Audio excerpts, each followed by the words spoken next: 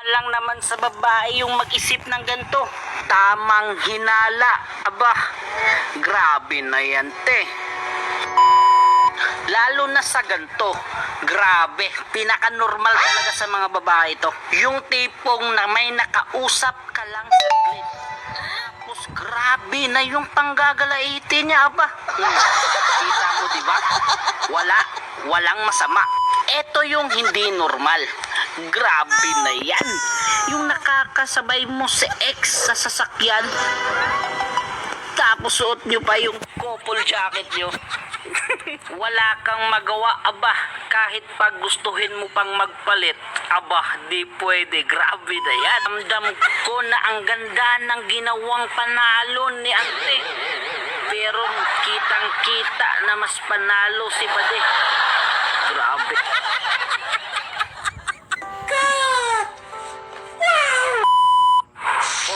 Siya. Kung talent yung pag-uusapan, ay siguradong bibilib ka sa mga to. Kasi kaya nilang pagpatong-patungin yung mga dice sa kung anong gusto nilang numero. Grabe naman yan. Pero wag ka, siguradong dito kay Angkol ay talagang mamangha ka talaga. Kaya niyang gawing posible, yung imposible. Kita mo naman yan. Grabe na yan, Kol. Grabe na yan. Di napigilan ni Bade na matawa sa'yo, te. Talagang tuwang-tuwa siya, eh.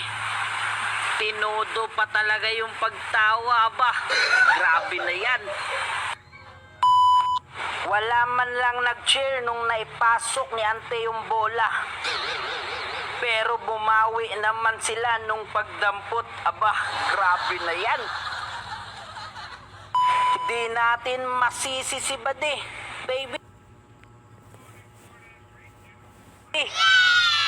Kung ginising mo na naman siya ng madaling araw, ikatutulog niya lang.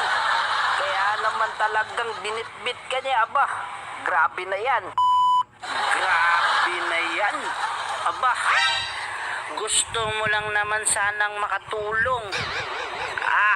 Talagang inayos mo pa. Para lang hindi makita ng iba. Kaso nga lang, mukhang napasama pa. Grabe na yan. Pero dito ako bilib na bilib kay Angkol. Kasi dinaan niya lang sa kulong para mawala yung amoy. Grabe na yan. Normal lang naman siguro sa isang babae ang mag-overthink. Kaso nga lang, ngayon, alam mo na na ikaw lang talaga yung kanyang gusto bukod sa pagkain. Kitang-kita sa dalawang to na talagang nagbibigayan sila, aba. Parehas silang may kinuha. Kaso nga lang, yung isa pa talaga yung nabigla. Parehas lang naman sila. Grabe na yan. Aba. Normal lang talaga sa mag-best friend yung ganito. Yung medyo makulit yung isa. Gustuhin mo mang makabawi, aba. Hindi na. Naplano na talaga. Kahit ako nabigla sa kanyang ginawa. Grabe na yan, Bade.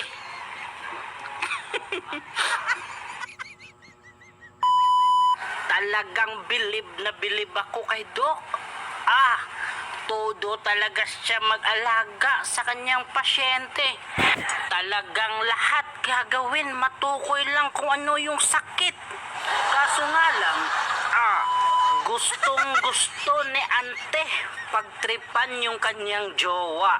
Kaso nga lang, biglang nakahalata. Kaya naman todo ang kanyang pigil. Ayun, nadala ka rin.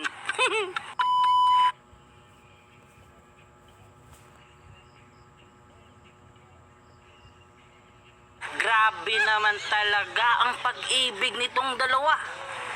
Kung sa cellphone lang talaga sila nag-umpisa at first time nilang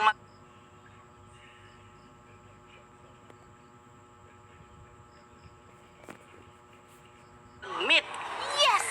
Kaso nga lang, medyo may tinatagong lihim si Bade. Kasi iba yung kanyang profile.